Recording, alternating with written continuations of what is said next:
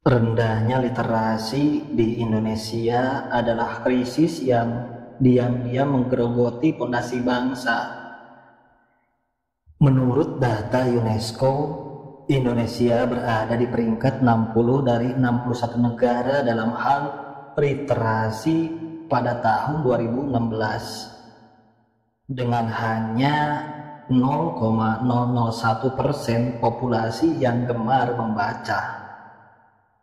Meskipun angka ini telah diperdebatkan, tidak ada yang bisa menyangkal bahwa minat baca di Indonesia masih jauh di bawah standar global.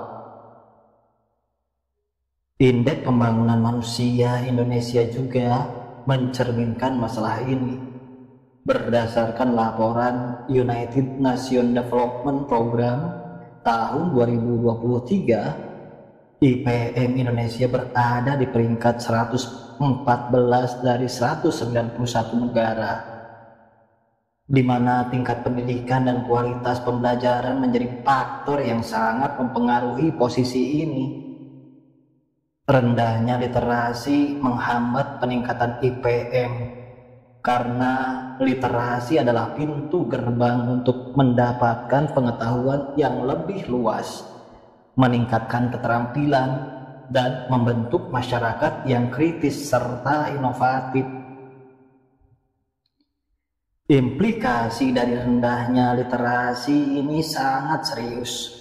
Kurangnya literasi berarti banyak individu tidak memiliki kemampuan untuk menganalisis informasi secara kritis, sebuah kebutuhan dasar di era informasi ini. Mereka yang tidak memiliki kemampuan ini mudah terjebak dalam informasi yang salah atau propaganda yang dapat memperparah polarisasi sosial dan menghambat kemajuan demokrasi. Lebih jauh lagi, rendahnya literasi berkontribusi pada rendahnya daya saing tenaga kerja Indonesia di pasar global. Ketidakmampuan memahami dan mengolah informasi secara efektif menghambat inovasi dan kreativitas, dua elemen yang sangat dibutuhkan untuk menghadapi tantangan global dan industri 4.0. Akibatnya, Indonesia terancam menjadi bangsa yang tertinggal dalam persaingan global, dengan ekonomi yang stagnan dan ketergantungan yang terus meningkat pada negara lain.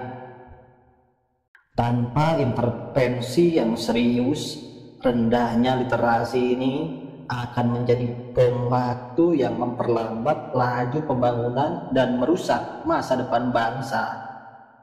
Pendidikan harus menjadi prioritas utama, bukan sekadar formalitas, tetapi sebagai upaya nyata untuk membangun fondasi literasi yang kuat dan merata di seluruh lapisan masyarakat.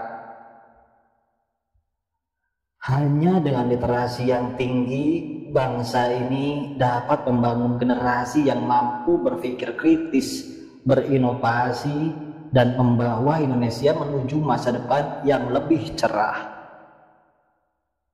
Rendahnya tingkat literasi di Indonesia tidak hanya mempengaruhi aspek pendidikan dan ekonomi, tetapi juga memiliki dampak yang sangat nyata pada perilaku politik rakyat, khususnya dalam proses pemilihan pemimpin. Literasi yang rendah menciptakan pemilih yang rentan terhadap manipulasi, populisme, dan janji-janji politik yang kosong. Dalam konteks pemilu, rendahnya literasi politik dan umum membuat sebagian besar rakyat kurang mampu membedakan antara informasi yang valid dan disinformasi. Sebagai contoh, penelitian dari Komisi Pemilihan Umum menunjukkan bahwa masih banyak pemilih yang mengandalkan informasi dari media sosial sebagai sumber utama mereka.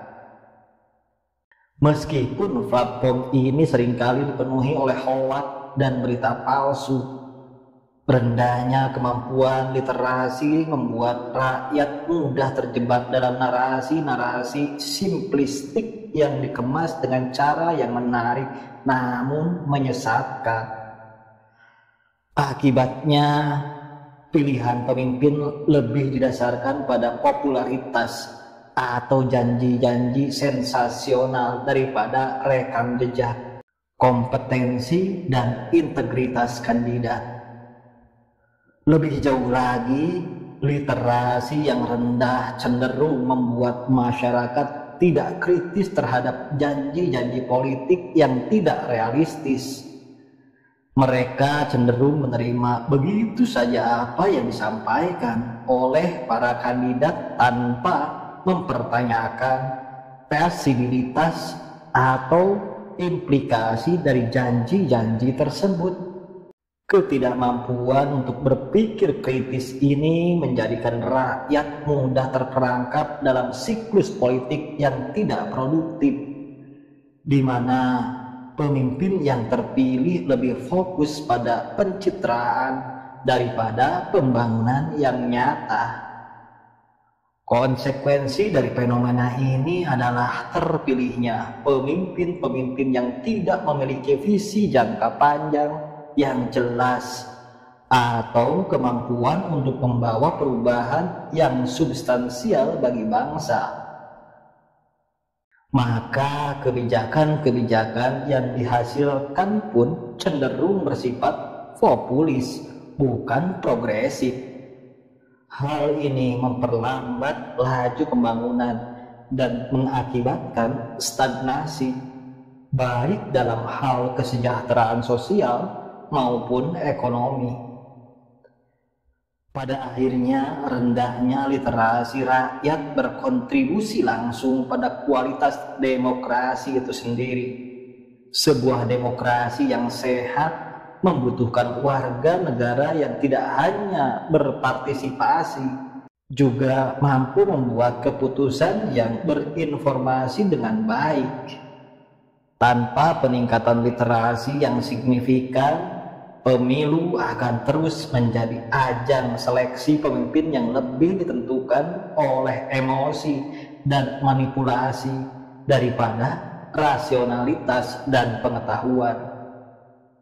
Jika kondisi ini terus dibiarkan, masa depan Indonesia terancam oleh kepemimpinan yang tidak mampu mengatasi tantangan zaman, serta rakyat yang semakin jauh dari cita-cita demokrasi yang sesungguhnya. Membangun literasi bukan hanya tentang meningkatkan kemampuan membaca dan menulis, tetapi juga tentang membentuk warga negara yang sadar, kritis, dan siap mengambil peran aktif dalam pembangunan bangsa.